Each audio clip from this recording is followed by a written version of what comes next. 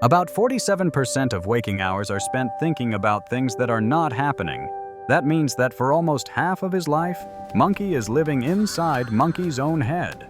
That might explain why Monkey feels down so often for no clear reason. Monkey's mind generates somewhere between 6,000 and 60,000 thoughts a day. Most of them pop up and vanish before Monkey even notices.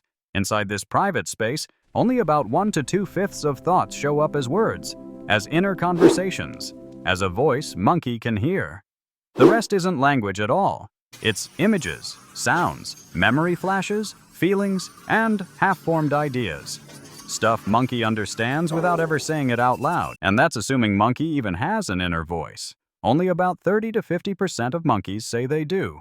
Most of these numbers are self-reported, because we still don't have a perfect way to peek inside monkeys' heads. No brain window yet. But Monkey often assumes everyone else thinks the same way. They don't. There is no normal way of thinking.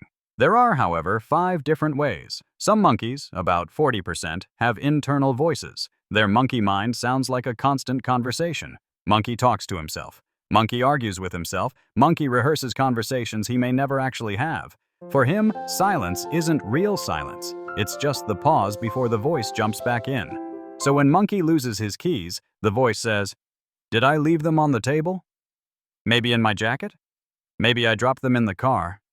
This kind of inner speech shows up in about 20 to 30% of thoughts on average. Some monkeys use it more than 70% of the time. Others barely use it at all. Then there are visual thinking monkeys, around 50% of all monkeys. Monkey doesn't talk much in his head. Monkey sees. Instead of thinking, "Where are my keys?" Monkey gets a mental snapshot of the last place he remembers having them. No words attached, just images, like a security camera rewind.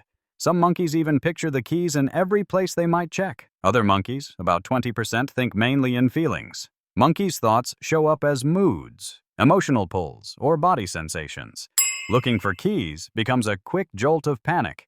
Then, a feeling points Monkey toward the bedroom or his bag. The emotion knows before the explanation does. Another 20% of monkeys say their thoughts work more like senses. They might mentally feel the motion of putting keys into a coat pocket, or remember the sound of keys hitting a surface. And then there's the group of monkeys with no audio or visual thoughts at all. No inner voice, no images, nothing playing in the background. This group is often misunderstood by other monkeys.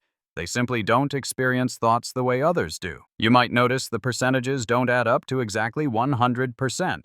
That's partly because this is self-reported data, and partly because most monkeys are a mix. Monkey can talk internally and visualize clearly. Monkey can think in concepts and get emotional signals. The mind isn't locked into one format. It's fluid, layered, and a little messy, like most monkey things.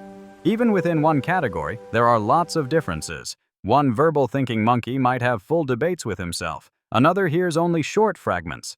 One visual thinking monkey sees sharp, detailed scenes. Another sees faint shapes. A classic example is the elephant test. Close your eyes and picture an elephant. Some monkeys see it as if it's really there. Some can rotate it, move it.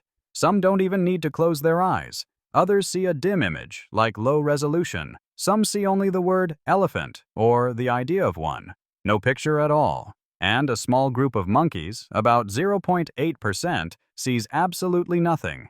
This is called aphantasia. Monkey cannot form mental images. What's surprising is that many monkeys with aphantasia don't realize they're different until their 20s or 30s. When other monkeys say, "Picture this," they think it's just a saying. Then they discover other monkeys actually see images. On the opposite end, there are hyper-visual thinking monkeys. Their mental images are so clear they can feel like real sight. A hyper-visual thinking monkey trying to understand a word-based thinking monkey feels like trying to understand aliens, which explains a lot about communication. One monkey explains something with words. Another monkey thinks in pictures.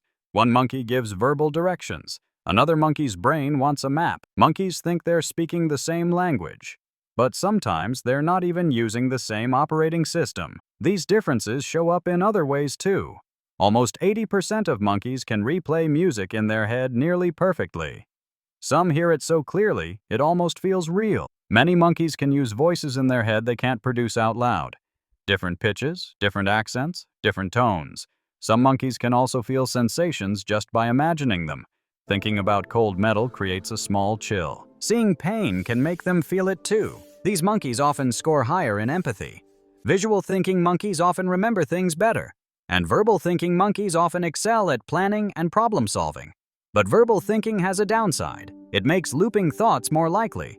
More talking in the head means more overthinking. All of this shows one thing: the way monkey experiences the world. The mix of voices, images, feelings, and silence is completely unique. No one will ever fully know what monkey's inner world feels like, and monkey will never fully know theirs. Monkey can describe it, monkey can try to explain it, but the experience itself belongs only to monkey. Every monkey that passes on the street is living in a different inner universe, with a different internal reality. The only life monkey truly lives is the one inside monkey's head. And it's humbling to realize that everyone who passes by has a life just as full and complex as monkeys. Want to see more of Monkey's videos? Like and subscribe to keep the bananas coming.